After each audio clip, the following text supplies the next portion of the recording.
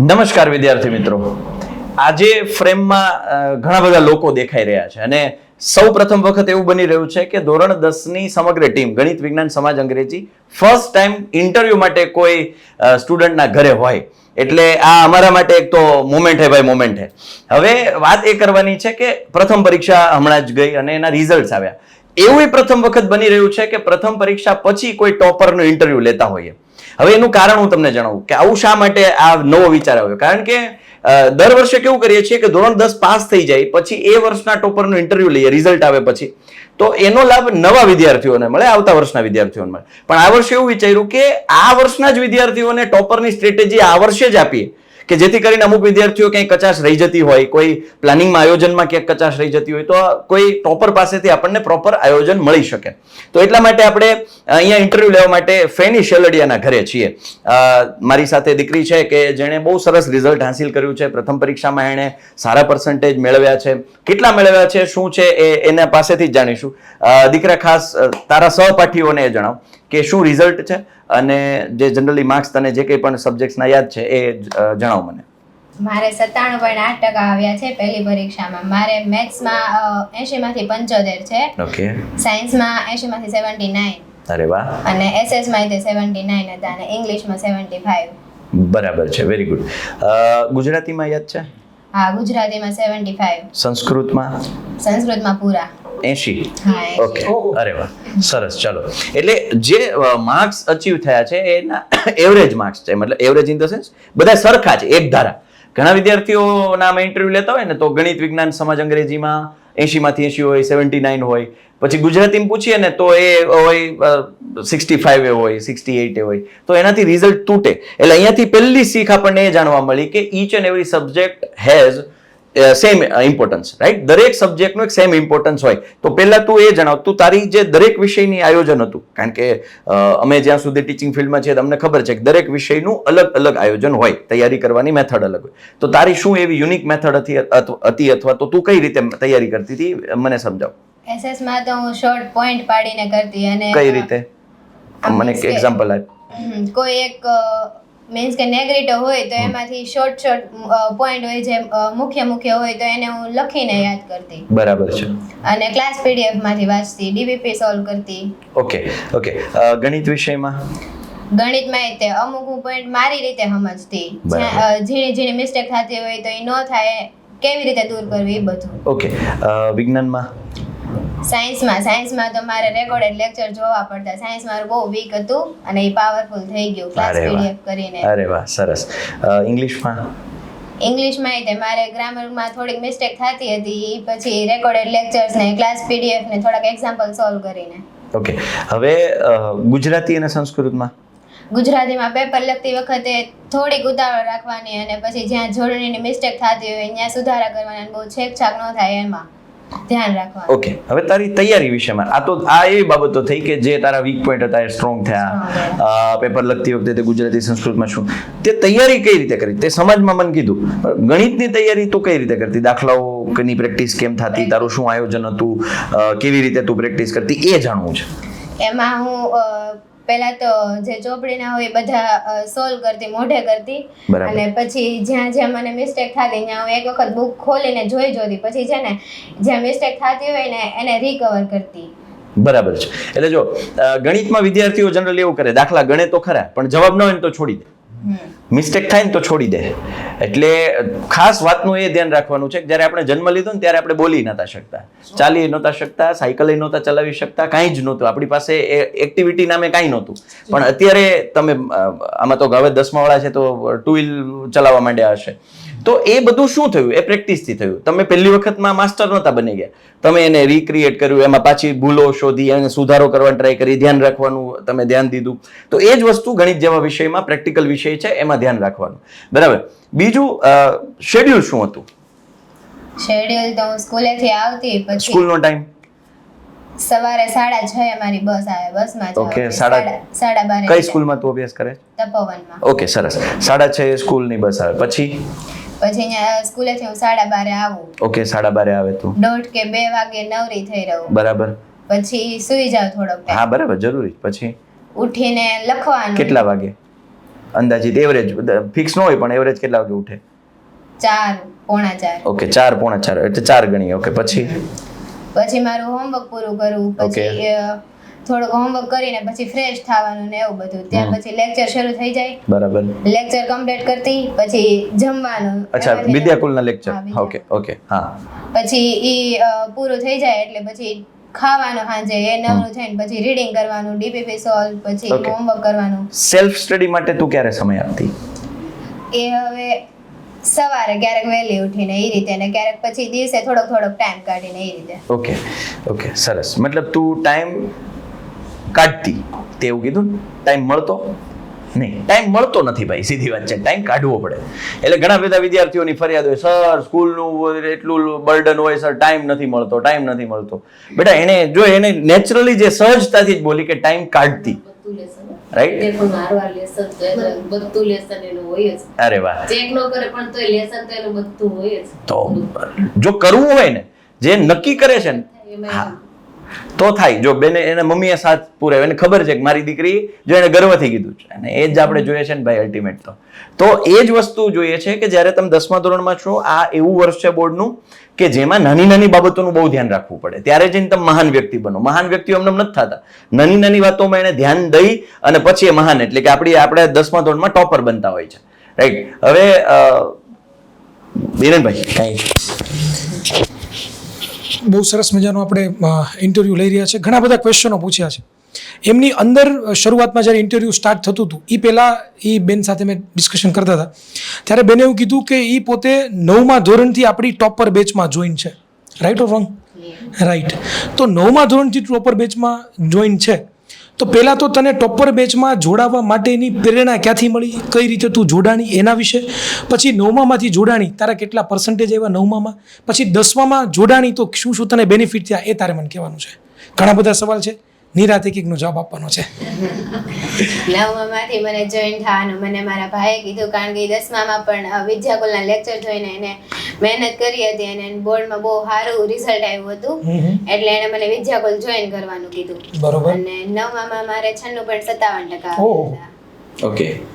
તો 9મા ધોરણની અંદર વિદ્યાકુલમાં તું જોડાણી, બરોબર, અને 10મામાં તું છો, તો તને એવું કંઈ લાગતું કે નહીં વિદ્યાકુલમાં આને કારણે મારું રિઝલ્ટ બૂસ્ટ થાય છે, આ ફીચર કે આ રીતની શિક્ષકોની ટેકનિક કે પછી ક્લાસ પીડીએફ હોય, ડીપીપી હોય, તારી રીતે તને જેમ લાગતું કે નહીં આના કારણે સાહેબ છે ને મારા રિઝલ્ટમાં બહુ ઇમ્પ્રુવમેન્ટ થયું છે વિદ્યાકુલના કારણે, એવું કંઈ હોય તો? ડીપીપી, પછી પીવાયક્યુઝ આવતા હોય, પછી તમે ક્લાસ પીડીએફમાં જે પીપીટી તૈયાર કરો એ ઉપરથી ઘણું ઇમ્પ્રૂવ થાય. યસ. તો આમાં એ બેન એવું કહેવા માગે છે કે વિદ્યાકુલમાં ખાલી ભણાવવામાં નથી આવતું, એની અંદર અમે તમને ક્લાસ પીડીએફ આપીએ છીએ. જે શિક્ષકે ભણાવ્યું છે એ જ તમને રંગબેરંગી, કલરફુલ, ડિઝાઇનેબલ એ વસ્તુ તમને વિઝ્યુલાઇઝ કરવા મદદ કરે છે. સાથે સાથે બેને વાત કરી ડીપીપી સોલ્યુશન.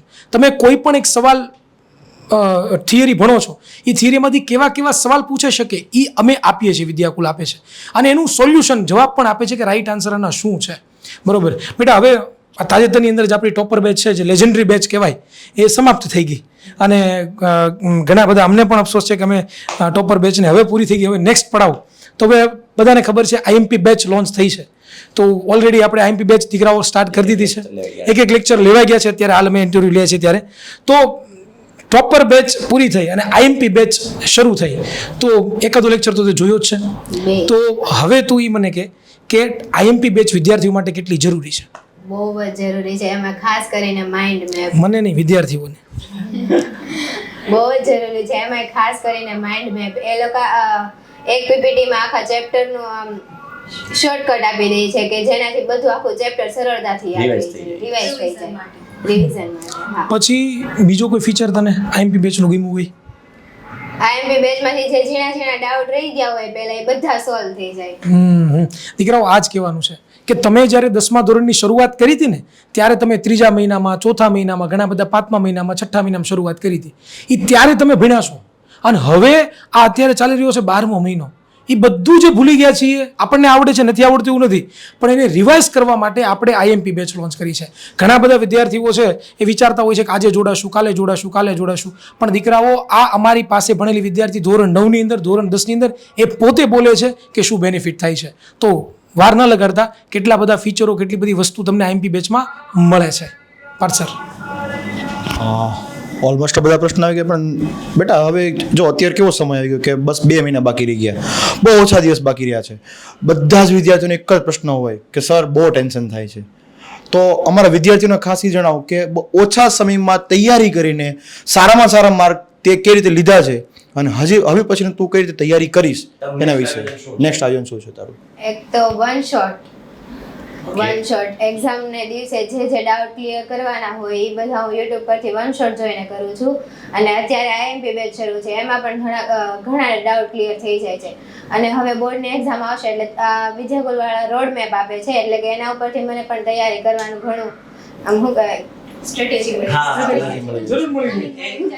છે ને આમાં ખાસ વિદ્યાર્થીઓ કે વિદ્યાકુલ વાળા એટલે એવી મજા આવે ને એમ કે ને કે વિદ્યાકુલ વાળા આ આપે છે, વિદ્યાકુલ વાળા લેક્ચર, અરે બહુ મજા આવે, આ એક ફિલિંગ આવે વિદ્યાકુલ વાળા એમ કે આપણે વિદ્યાકુલ વાળા છીએ. તો ભાઈ સરસ. હવે ખાસ મારે કહેવાનું છે કે આમ ક્યારે ટેન્શન જેવું ડિપ્રેશન જેવું આવ્યું, ક્યારે ટેન્શન જેવું આમ કે ડિપ્રેશન તો હવે મને હવે બહુ કોમન વર્ડ થઈ ગયો, તમને નહીં સમજાય. તૈયારી થતી હોય પણ આમ હા યસ એક્ઝેક્ટ લાગે કે અરે મેં વાંચ્યું છે પણ મને ભૂલાઈ જશે તો આવડશે કે નહીં, કઈ ડર કોઈ દી. જો આનાથી શું શીખવાનું છે કહું, ડે 1 થી જો તમારી પ્રિપેરેશન સ્ટ્રોંગ હોય ને તો કોન્ફિડન્સ આવે. 100%. હું લગભગ મારા સેશનમાં એવું કહું છું કે કોન્ફિડન્સ બૂસ્ટ કરવા માટેના કોઈ કોર્સિસ હોતા નથી, કોઈ ઇન્જેક્શન આવતા નથી, કોઈ જ ટેબ્લેટ્સ કે કોઈ ગોળીઓ કાંઈ આવતું નથી. એના માટે જો તમે સતત તૈયારી કરી હોય, શરૂઆતથી તૈયારી કરી હોય, ગંભીરતાથી તૈયારી કરી હોય તો તમને ક્યારેય ટેન્શન આવે નહીં અને એનો આત્મવિશ્વાસ તમારો આપોઆપ વધે. કેમ તો કે તમારી પાસે તૈયારીનું જે અંદર તમને ખબર છે ને તમે કેટલી તૈયારી કરી. ડર શું કામ લાગે? કારણ કે તમને ખબર હોય કે મેં તૈયારી જ નથી કરી, મેં જલસા જ માર્યા છે અત્યાર સુધી મોજ કરી છે એટલે ટેન્શન થાય, રાઈટ? હવે બીજો કેસ એવો છે, અમુક વિદ્યાર્થીઓ એવા છે કે સાહેબ હું બહુ વાંચું છું, હું બહુ તૈયારી કરું છું, તેમ છતાંય ટેન્શન થાય છે, એવો એક વર્ગ ખરો. હવે એ વિદ્યાર્થીઓને ખાસ કહેવાનું, આ દીકરીએ શું કર્યું છે ખબર? જો એણે સમાજની તૈયારી કરીને તો એમ નથી કીધું મેં સમાજ વાંચ્યું છે, ના, એને લખ્યું છે.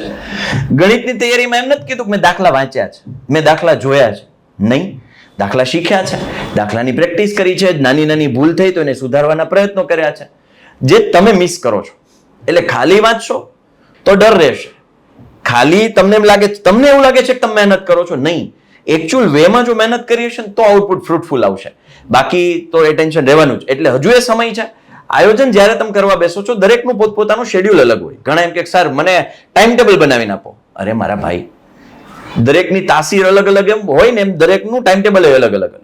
તો એ ટાઈમ ટેબલ તમારે જોવાનું છે તમે ક્યાં ટાઈમ વેસ્ટ કરો છો ને ક્યાં ટાઈમ ઇન્વેસ્ટ કરો છો, રાઈટ? એટલે જ્યાં વેસ્ટ કરો છો એમાંથી ખેંચીને ટાઈમ ઇન્વેસ્ટ કરવાનું ચાલુ કરવાનું છે અભ્યાસ માટે. એટલે એના માટે તમારે લખવાનું કે ક્યાં તમે સ્કૂલે કેટલો ટાઈમ જાય છે. દીકરીએ કીધું હું રેસ્ટ કરું છું, પછી ઉઠીને હોમવર્ક કરું છું, પછી વાંચું છું, પછી જમું છું, પછી પાછી હું વાંચવા બેસું છું, લેક્ચર જોઉં છું, એની ડીપીપી સોલ્વ કરું છું. ડીપીપી સોલ્વ કરે છે, એક લેક્ચરની પીડીએફ જોવે છે, that is the one kind of self study. હા, એ સેલ્ફ સ્ટડી જ છે, કારણ કે એને કોઈ ફોર્સફુલી નથી કરાવતું ને અમે એમ ફોર્સફુલી નથી કહેતા ભાઈ ડીપીપી તું સોલ્વ કરજે, અમે તો આપીએ છીએ. પછી તમારે કેટલી ભણવાની ભૂખ છે એના ઉપર ડિપેન્ડ કરે. એટલે એને સેલ્ફ સ્ટડી માટે એને સ્પેશિયલી સમય ડેડિકેટ કરેલો છે. હવે ઘણા એમ કહે ને કેટલી મહેનત કરે સાહેબ, 8 કલાક ગણાય તો 5 કલાક સ્કૂલમાં, 1.5 કલાક હોમવર્ક કરું છું અને 1.5 કલાક કે હું કોચિંગમાં જાઉં છું. એટલે એ મહેનત નથી, એ તો તમારું રેગ્યુલર રૂટીન છે. એના સિવાયનું તમે શું કરો છો એ મેટર કરે છે. વાત સમજાઈશ? એટલે આવી નાની નાની બાબતો છે. હજી 2-2.5 મહિના છે, ખાસા એવા મહિના છે, 84-85 દિવસો છે. તો એ દિવસોમાં હવે તમારે લડવાનો જે સમય છે ને એ હવે ફૂલ બાકાજીકી બોલાવાની, હાવ કાઠિયાવાડી ભાષા. કારણ કે હવે તમે બધા તહેવારો છોડવા પડશે, લગ્ન પ્રસંગો છોડવા પડશે. કારણ કે તમે લગ્ન પ્રસંગમાં જાઓ ને સાહેબ, એક દી હું ફેર પડે મારા ભાઈ, 2 દિવસ અગાઉ તમારી તૈયારી હોય મગજમાં અને 2 દિવસ પછી એ લગ્નના ઝોનમાં હોય, એટલે 5 દિવસ બગાડો છો. તમને એવું લાગે છે કે એક જ દિવસ કોઈ પ્રસંગમાં જાઉં છું. જો હાવ નજીક ના હોય તો જાઓ, જલસા કરો, નાચો ગાઓ, પણ પછી દૂર ના હોય તો એ નહીં સાહેબ હાજરી તો આપવી પડે ને, કેમ ભાઈ તમારા વગર નહીં પડે? તો એ જરાક જોવાનું. કારણ કે હવે આ ઘણા એ કહેશે કે બહુ લાઇટલી લેવાનો, એટલો બધો લોડ ના લેવાનો હોય. ભાઈ એ લોડ નથી લેવાની ના પાડે છે, પણ ગંભીરતા દાખવવાની એ આપણી જરૂરિયાત છે, રાઈટ? એટલે ખાસ બાબતોનું ધ્યાન રાખજો. હવે અમે ખુદ ગંભીર થઈ ગયા આટલા વર્ષો, અમારે તો ભણાવવાનું છે. અમે ગંભીર થઈ ગયા છીએ ભાઈ અત્યારથી. અમારા આયોજનો અત્યારથી સ્ટાર્ટ થઈ ગયા છે કે અમારે છોકરાઓને આ દેવું છે, અમારે છોકરાઓને આ આયોજન કરવું છે.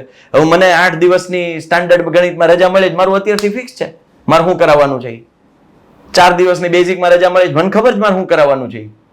રાઈટ? તો એ તમે પણ ખ્યાલમાં રાખો ભાઈ, કારણ કે હવે સમય એ વેસ્ટ કરવાનો નથી. હવે તો એક મોમેન્ટ તમારા માટે કિંમતી છે. રાઈટ? પ્રથમ પરીક્ષા ગઈ છે તો ઘણાને રિઝલ્ટ ધાર્યા કરતા ઓછું આવ્યું હશે. પ્રથમ પરીક્ષામાં કોઈને ધાર્યું પરિણામ આવ્યું હશે, તો જેને ઓછું આવ્યું છે એને વધારવાનો સમય છે. આવ્યું છે સારું આવ્યું છે એને જાળવી રાખવાનો સમય છે. અને વધારવા માટે શું કરવાનું, જાળવી રાખવા માટે શું કરવાનું, એના માટે અમે છીએ જ. રાઈટ? એટલે ખાસ હું તો બહુ સ્પષ્ટપણે માનું છું કે તમારે પોતાની બુદ્ધિ દોડાવવાની નથી. અહીંયાથી અમે તમને બધું જ આપવાના. બેને કીધું સ્ટ્રેટેજી આપીએ છીએ, માસ્ટર પ્લાન આપશું, રોડ મેપ આપશું, રાઈટ? તૈયારીઓ માટે બધી તમને ફેસિલિટી અમે પ્રોવાઈડ કરશું, બધું જ અમે તમને આપવાના છીએ. પણ એને ફોલો કરવું પડે. દીકરીએ આજે 97% લાવ્યા છે. 97% એટલે 99.99 PR થઈ ગઈ સીધી જ. કેલ્ક્યુલેશન સીધું આમ જ થાય એનું. 99.99 PR A1 ગ્રેડ. રાઈટ? એટલે હવે એ લાવી છે એનું કારણ છે કે અમે તો આપ્યું, 2 વર્ષથી છે આપણી સાથે જોડાયેલ, તો અમે તો આપીએ છીએ. પણ એ ફોલો કરે છે ને એ મોટી વાત છે. હું તો અમે હરમેશ માનીએ છીએ કે જે ટોપર છે એ માત્ર અમારા લીધે નથી બનતા. ભાઈ બને તારા લીધે બને ભાઈ પાર્થભાઈ તું ખાલી સમાજ ભણે એટલે ટોપર બને, ધ્રુવબેન તમે ખાલી ઇંગ્લિશ ભણો એટલે ટોપર બને. આપણે ખાલી રસ્તો ચીંધવા વાળા જ છીએ. સીધી વાત છે ભાઈ. હાર્ડવર્ક કરવું વિદ્યાર્થીએ પડે છે. તમારે તો એ ફોલો કરવું જ પડશે ભાઈ. શાળાના શિક્ષકો એટલી મહેનત કરાવે છે, તમે કોઈ કોચિંગમાં જતો એ મહેનત કરાવે. તકલીફ એ છે કે આપણે અંદરથી જાગતા નથી. તકલીફ એ છે કે આપણે ઉગવા માટે રેડી નથી. બાકી કહેવત છે ઉગે ને કોઈ ન પૂગે, પણ અંદરથી ઉગવું જોઈએ. રાઈટ? હવે બીજું કોઈ એવી ટીપ આપવી છે બેટા કે જે આપણા વિદ્યાર્થીઓને જરૂરી લાગતી હોય તને, કે શું જરૂરી છે કે જે કદાચ ભૂતકાળમાં તે ભૂલ કરી હોય ને એ તે અત્યારે સુધારી લીધું ને એના લીધે તને કદાચ ફાયદો થયો, એવું કાંઈ? પહેલા તો હું ગણિતના દાખલાને વાંચતી. ઓકે. કંઈક એક્ઝામને પહેલા થોડીક વાર હોય ને એટલે હું દાખલા વાંચવા મળતી. બરાબર. પણ પછીથી જ્યારે તમે કીધું કે વાંચવાથી ન આવડે, ગણવા પડે, એટલે પછીથી મેં ગણવાનું શરૂ કર્યું અને મેથ્સમાં ઘણી મારી ભૂલ ઓછી થવા માંડી. સીધી વાત છે. તમે જ્યાં સુધી 4 વ્હીલના સ્ટેરિંગ ઉપર બેસશો નહીં ત્યાં સુધી તમને ખબર જ નહીં પડે ગિયર શિફ્ટ કેમ થાય. ઘણા કહેશે સાહેબ ઓટો આવી ગયો તો સ્ટેરિંગ ક્યાં તમારે ટર્ન લેવું, એ તમે સ્ટેરિંગ ઉપર નહીં બેસો ત્યાં સુધી નહીં ખબર પડે. રાઈટ? એટલે નાની નાની ભૂલો થશે, એ નાની નાની ભૂલોને સુધારવા માટે પાછી પ્રેક્ટિસ બરકરાર રાખવી પડશે. ઓકે. હવે આ જે અત્યારે સ્કૂલની અંદર આપણું જે વાતાવરણ હોય એમાં તને ઘણા બધા વિદ્યાર્થી મળ્યા. તું મહેનત કરતી ને તને એમ કીધું છે કે ભાઈ આટલી બધી મહેનત શા માટે જરૂરી છે? અને એમને ભાઈ સોરી હું તમને વચ્ચે રોકું, એમ કે છે તું એક જ ભણવા વાળી. ઘણી વખત તું મહેનત કરે છે છતાં તને કોઈ વિદ્યાર્થીઓ કહેતા છે, પણ મારે તને એ પૂછવું છે કે તારા આ જીવનના જે સંઘર્ષ છે એમાં તારા માતા પિતા તને ઘણો બધો સપોર્ટ કર્યો હશે, પણ તું શા માટે મહેનત કરે છે અને તારું લક્ષ્ય શું છે, તારે શું બનવું છે? CA. વાહ. અરે વાહ, CA. અને CA નું તારું લક્ષ્ય ફિક્સ છે. 2 મહિના તું જબરદસ્ત મહેનત કરીશ, તારા માતા પિતાનો સપોર્ટ પણ છે.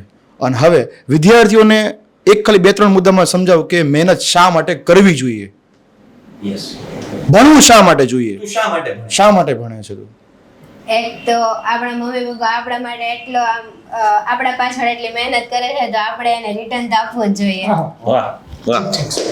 અને અત્યારે તો જો તમે સ્ટડી ન કરો તો વેલ્યુ નથી રહેતી આપણી, કોઈ ગણે જ નહીં. એટલે જો બહુ બે જ વાક્યો છે પણ એ બહુ વજનદાર વાક્યો છે. 24 કેરેટ વાક્યો છે. 24 કેરેટ ડીપ થોટ કે પેલું માતા પિતા જે આપણને આપે છે એને રિટર્ન કરવું આપણી ફરજ છે.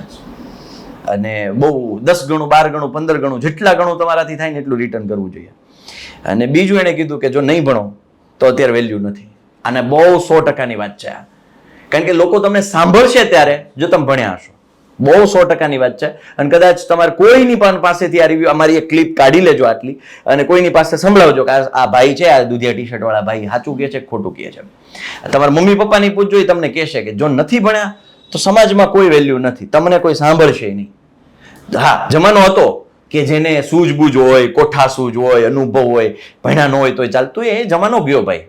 હવે ટેકનોલોજીનો જમાનો છે. રાઈટ? એટલે તમારે ભણેલું હોવું જોઈશે, એ કમ્પલસરી થઈ ગયું.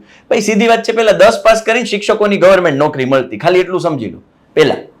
10 પાસ કરી અને એના જે ટીચિંગના મેટ્રિક પછી જે 1 વર્ષનો કોર્સ આવતો તમને સીધી ગવર્મેન્ટ નોકરી સીધી જ મળી જ જતી. એ પહેલા હતું.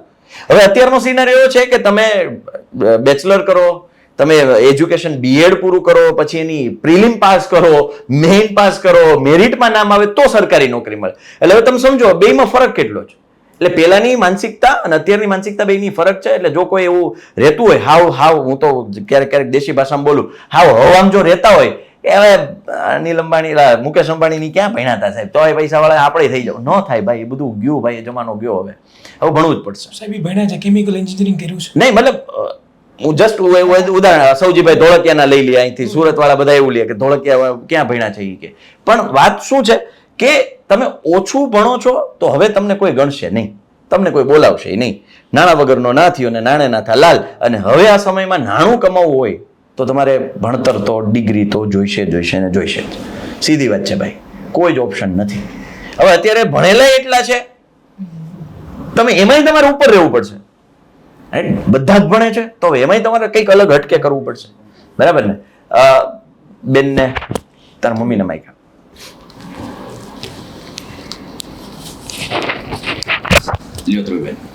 અત્યારે બધા કહે કે બોર્ડના એક્ઝામમાં જેમ રજા વધારે હોય એમ પેપર હાર્ડ હોય તો. અચ્છા, તારો પ્રશ્ન છે. જો કહું, બહુ મસ્ત ક્વેશ્ચન આવ્યો, બહુ મસ્ત ક્વેશ્ચન છે. ઇન્ટરવ્યુ લઈ લીધું. હું જવાબ આપીશ.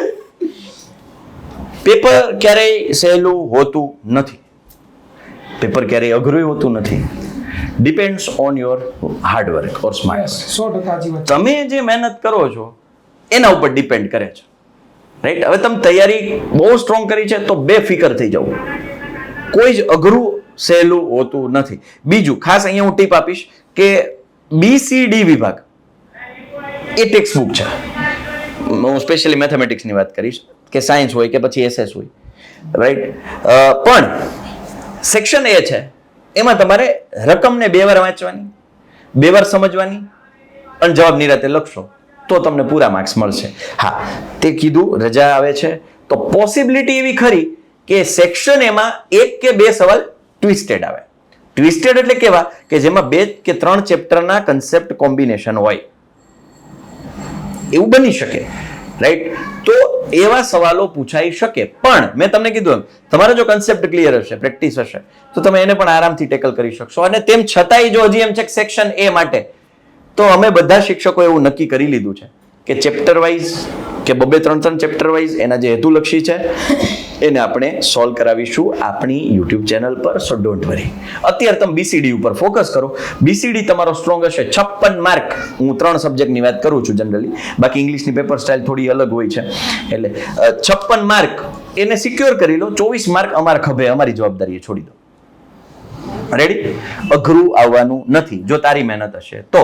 બાકી તું ક્યાંય જરાક પણ કાચું કાપ્યું મહેનતમાં, તૈયારીમાં, તો પછી જવાબદારી મારી નહીં. લાગે વાગે લોહીની ધાર આપણી ઉપર વાગે. ઇન શોર્ટ સાહેબ ટેક્સ્ટ બુક ની બહાર નહીં હોય. રેડી? ચાલો, બીજું કંઈ તને એવી ક્યુરિયોસિટી હોય કે સર આવું કંઈ હોય તો આવું કંઈ થશે, તો આવું કંઈ એવું કંઈ નહીં? ડન? ઓકે, લ્યો બેન.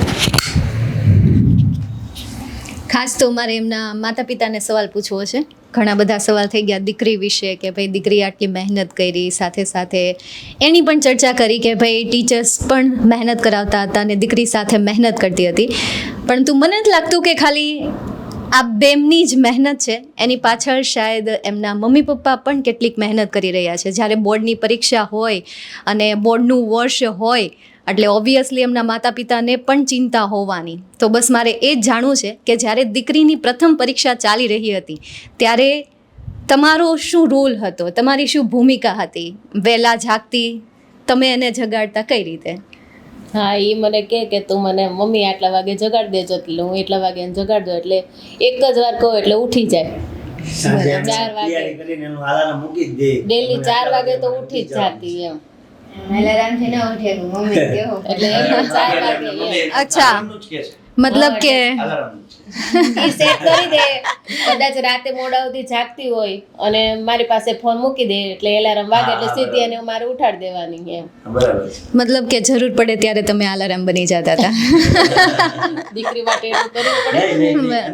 બહુ આનંદ. નહીં, એને કેવું નથી પડતું કે તું વાંચવા બેસ, એની જાતે જ મહેનત કરતી એમ. મારે ખાસ બેન તમને બંનેને ધન્યવાદ દેવા છે, કારણ કે દીકરીને ભણાવવા માટે તમે આટલા કહેવાય ને કે જાગૃત છો. કારણ કે હજી આજે અમે ગુજરાતના ગામડાઓમાં અમે ઘણી વખત મુલાકાત કરીએ છીએ, જઈએ છીએ, તો ક્યાંક અમને એવું લાગે છે, માફ કરજો કદાચ અતિરેક થઈ જાય તો, પણ ક્યાંક એવું લાગે છે કે માતા પિતા દીકરીઓને ભણાવવા કરતાં દીકરાઓને ભણાવવા માટે વધારે ભાર દેતા હોય, વજન દેતા હોય. માનો કે પરિસ્થિતિ આમ સામાન્ય હોય તો પહેલાં દીકરાઓને ભણાવવા કરે અને દીકરીને પછી ભણતા ઉઠાડીને એને કામ મજૂરીએ કે એવી રીતે હજુ એ ક્યાંક ને ક્યાંક ગામડાઓમાં છે. પણ આજે આ સંદેશો દેવો છે કે જો કાંઈ એટલું બધું હેવી નથી, ભણતર કોઈ અઘરું નથી. જો તમે માતા પિતા તરીકે દીકરીઓને પ્રોત્સાહન આપશો તો દીકરીઓ પણ ભણશે અને દીકરીઓ પણ આગળ આવશે. અને એનું જીવતું જાગતું ઉદાહરણ 97% સાથે અહીંયા 10મા ધોરણમાં ફેની બેઠી છે, રાઈટ. એટલે ખાસ માતા પિતાઓને અહીંયાથી હું વિનંતી કરું છું કે સપોર્ટ કરો. જેને ભણવાની ભૂખ છે, હું એમ નથી કહેતો કે તમે મરી પડો, નથી જરૂર, મરી પડવાની જરૂર જ નથી. કારણ કે તમે વાતાવરણ જેવું પ્રોવાઈડ કરશો ને તો બહુ બધા થોડી મહેનત કરશે ને તો એ જાજુ રિઝલ્ટ આવશે. પણ થાય છે એવું કે એજ્યુકેશન છે ને એ 3 વસ્તુઓનું મતલબ બેલેન્સિંગ છે: શિક્ષક, વિદ્યાર્થી અને વાલી. આ રિઝલ્ટ ત્યારે બનતું હોય છે જો ત્રણેય સમાન, વધારે નથી કહેતો, ત્રણેય સમાન લેવલે મહેનત કરે એટલે ચોક્કસથી રિઝલ્ટ આવે. બરાબર બેન, મારે ખાસ એ કહેવું છે કે ક્યારેક વાંચતા હુઈ ગયેલી એવો કોઈ કિસ્સો બન્યો ચોપડીમાં આમ વેલી ઉઠી ગઈ, હા. પછી રાતે મોડા સુધી જાગવું હોય તો હા. પછી પાછી હું એને ઉઠાડું, મેં કે તારે વાંચ. થાય એવું થાય. હું પછી પાછી મોઢું થઈને પાછી વાંચવા મળે એવું. હું જનરલી એવી ટિપ્સ આપું કે જ્યારે તમે સવાર વહેલા ઉઠો ને તો આ તમારે સાંભળવા જેવી ખરી કે સવાર વહેલા ઉઠો વાંચવા માટે, એટલે મોટાભાગના વિદ્યાર્થીઓ અડધી કલાક વાંચીને પછી કે હું 10 મિનિટ સૂઈ લઉં પછી વાંચીશ. તો એવા વિદ્યાર્થીઓને ખાસ કહીશ કે ઉઠો ને પહેલું કામ એ કરો, આગલી રાત્રે ફ્રીજમાં, જો ઘરે ફ્રીજ હોય તો ફ્રીજમાં બરફની ટ્રે મૂકી દેવાની. સવાર વહેલા ઉઠી એક બાઉલમાં એ બરફ નાખી મોઢું એમાં બોળી અને મસ્ત ફ્રેશ થઈ જાવ ને પછી વાંચવા બેસજો, નીંદર નહીં આવે.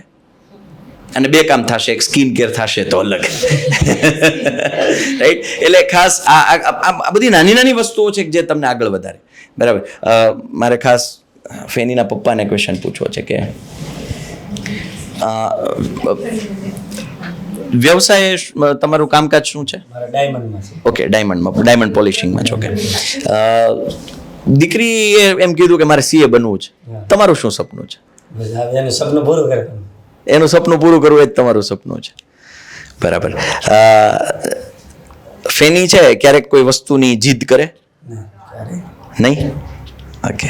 તો માનો કે એ તમારા અંદરથી એવી શું ઈચ્છા કે માનો કે 10માં એ 97-98% કે 99.99 પીએલ લાવે, તમને તમે શું એને રિટર્ન ગિફ્ટ આપશો? એ જે માગે એ.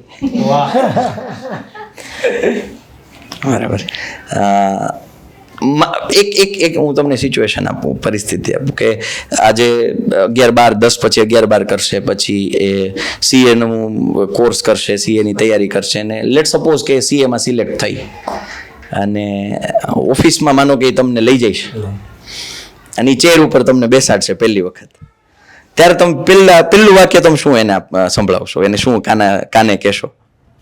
એ તો બસ એનું સપનું પૂરું થઈ ગયું. બરાબર છે. તો તું જોજે, આ ભલે કદાચ તમને એમ લાગતું હશે કે સાહેબ એ ક્યાં વાત કરો છો, પણ તમે જસ્ટ ઇમેજિન આ જ વસ્તુ જ્યારે તમે મેનિફેસ્ટ કરો છો, તમે વિચારો છો, તમે ડ્રીમ કરો છો અને એને પૂરું કરવા માટે જ્યારે તમે મહેનત કરો અને એનું જે ગર્વ હોય ને એ માતા પિતા જ્યારે લે ને તો એ જ સાચું રિઝલ્ટ છે, રાઈટ. આજે શેરીમાં અમે હમણાં આવ્યા ને ત્યારે લગભગ બધા જોતા હતા, એટલે હવે અમે જાશું ને ત્યારે પૂછશે કે ઓલા દૂધિયા ટી શર્ટ વાળી ગેંગ કોણ હતી? પણ એટલામાં તો ખબર પડી જ ગઈ છે બધાને. અચ્છા, ખબર છે. આવવાના છે. અમને તો એટલે હવે એટલો બધાને કહી દીધું. બેન એમ કે છે કે હરખ જ એટલો તો બધાને કહી દીધું. તમારા છોકરી તો હોશિયાર છે એટલે આવે જ ને કે એ સાંભળીને મમ્મીને કેટલી મજા આવી હશે ને એનો કોઈ લેખ ન હોય. પાછું સેન્સર કેવું હોય કે ભાઈ માતા પિતા શાયદ આ પોતાના દીકરા કે દીકરી કોઈ એક સક્સેસ લેવલ પર પહોંચી જાય અથવા તો સક્સેસ થાય, સફળતા હાસિલ કરે, ત્યારે એમના ચહેરા ઉપર ખાલી લાગણીઓ જ હોય, શબ્દ ના હોય. તમે જુઓ, તમે ફીલ કરાવ્યું, બધી વસ્તુ તમે લાઈવ ફીલ કરાવી એમના પપ્પાને, છતાં એમની પાસે શબ્દો નહોતા પણ આંખોમાં એક લાગણી જરૂર મેં જોઈ. એટલે વસ્તુ જે છે, અને માતા પિતા છે ને ક્યારેય તમને કહેશે નહીં તમારા માટે શું સંઘર્ષ કરે છે, શું બલિદાન આપે છે, શું ત્યાગ કરે છે. એ તમારે સમજવાનું, તમારે બુદ્ધિ ચલાવવાની છે, તમને આપોઆપ મોટિવેશન મળશે. અમારા વિડીયો કાંઈ કામ નહીં કરે ભાઈ ત્યાં. હિરેનભાઈ કદાચ મોટિવેશન આપશે, પાર્થભાઈ આપશે, હું આપીશ, ધ્રુવબેન આપશે. એના કરતાં સૌથી મોટું મોટિવેશન છે ઘરે બેઠેલા જીવતા જાગતા ભગવાન. ઇન શોર્ટ 2 ટીચર્સ છે એમના. એક તો શાળામાં કે જે શબ્દો દ્વારા નોલેજ આપે છે, અને એક તો ઘરે કે જે ફેસ રીડ કરતા શીખવાડે છે કે ભાઈ લાગણીઓ અમારા ચહેરા ઉપર તમે જોઈ લો. ઓકે, હવે આને આપણે વાઇન્ડ અપ કરીએ. ખાસ મારે એવું જાણવું છે કે હવે પછી જે બોર્ડની પરીક્ષા 26 ફેબ્રુઆરીથી ચાલુ થાય છે, તો તને ખબર છે તારા વીક પોઈન્ટ્સ કયા છે, સ્ટ્રોંગ પોઈન્ટ્સ કયા છે, તને રિયલાઇઝ કરું, તે સેલ્ફ એનાલિસિસ કરેલું ખરું? ઓકે, તો હવે એના ઉપર વર્ક કરવા માટે તું કઈ રીતે ડિવાઈડ કરીશ તારા વર્કને? એ લાસ્ટ મેસેજ આપ કે જે વિદ્યાર્થીઓ કદાચ એના વીક પોઈન્ટ્સ હશે, તો એને સ્ટ્રોંગ કરવા માટે એને કઈ કઈ રીતે મહેનત કરવી જોઈએ, આયોજન કઈ રીતે કરવું જોઈએ, વહેંચણી કઈ રીતે કરવી જોઈએ, એ તને જે તારી રીતે હોય એ તું જણાવ, અને પછી આપણે આને ક્લોઝ કરીએ. તો પ્લીઝ. એક તો જ્યાં આપણે માર્ક્સ કપાતા હોય એની એક તો લિસ્ટ બનાવવાની, અને જ્યાં આપણે ટાઈમ વેસ્ટ કરતા હોઈએ કે ફોન જોવામાં, ટીવી જોવામાં કે અધર ગમે, તો પહેલાં તો એને ઓછો કરવાનો અને થોડીક સ્ટડીમાં વધારે ટાઈમ આપવાનો. બરાબર છે. ઓકે, સો ખાસ 10મા ધોરણના જે વિદ્યાર્થીઓ અત્યારે ઇન્ટરવ્યૂ જોઈ રહ્યા છે, કોઈ 9મા વાળા છે, કોઈ 11-12મા વાળા છે, જે કંઈ પણ વિદ્યાર્થીઓ જોઈ રહ્યા છો, બસ મારે માત્ર છેલ્લા 2 સંદેશ આપવા છે, પછી આપણે આ ઇન્ટરવ્યૂ ક્લોઝ કરીએ છીએ. પહેલું એ કે તમે મહેનત કરો છો તો કોના માટે મહેનત કરો છો એ ક્યારેય ભૂલતા નહીં. તમારા માટે કરો છો, વેલ એન્ડ ગુડ. માતા પિતા માટે કરો છો, વેલ એન્ડ ગુડ. કોઈ દાદા દાદી માટે કરતા હોય, વેલ એન્ડ ગુડ. પણ તમને એ તમારો જે વાય છે એ ક્લિયર હોવો જોઈએ. સેકન્ડ વન ઇઝ, પરીક્ષા આડે જેટલા પણ દિવસો છે એ દિવસોની અંદર હવે એક પણ સેકન્ડ, એક પણ મિનિટ, એક પણ દિવસ બગાડવાનો હવે કોઈ ચાન્સ રહેતો નથી. એક જ મોકો આજે છેલ્લો છે, કારણ કે 10મું ધોરણ છે ને એ તમારું લેવલ સેટ કરશે. આ સાંભળી લેજો. બોર્ડની પરીક્ષા પહેલી વખત તમે આપો છો એ તમારું લેવલ સેટ કરશે. તમે કેટલા પાણીમાં છો એ મપાશે. એટલે હવે નક્કી તમારે કરવાનું છે, તમારે તમારું લેવલ કેટલું સેટ કરવું છે. રાઈટ? લેવલ સબકા નિકલેગા. તો એ લેવલ તમારે જે લેવલ તમે મહેનત કરી હશે એ લેવલનું તમે રિઝલ્ટ હાસિલ કરશો. એટલે હવે પછીનો સમય ભણવા માટે, તૈયારીઓ માટે ખર્ચી નાખો. બરાબર? કોઈ જ ચિંતા, આજુબાજુનું ટેન્શન બધું જ છોડી દો. પરિસ્થિતિઓ પોતાની રીતે બધી આપોઆપ સેટ થતી રહેશે. તમારે ખાલી ભણવાનું છે. ડિસ્ટ્રેક્શન્સ આવશે, કદાચ કોઈ હર્ડલ્સ આવશે, પણ એ બધું છોડી દો, ભણવા પર ફોકસ કરો. અને ચોક્કસથી ક્યાંક એવું બને કે નેક્સ્ટ ઇન્ટરવ્યૂ તમારા ઘરે અમે બધા બેઠા હોય એવું કંઈક કરી બતાવો, જેથી કરીને અમને પણ આનંદ થાય કે અમારા વિદ્યાર્થીઓ મહેનત કરી અને સારા એવા પર્સન્ટેજ હાસિલ કરે છે. બાકી આટલું જ, બસ આટલું જ કહીશ. All the best for your board examination. એની પહેલાં પ્રી બોર્ડ્સ આવે છે, એમાં પણ આપણે એક લેવલની, એમાં પણ ફૂલ સિલેબસ હશે. એટલે all the best, best of luck.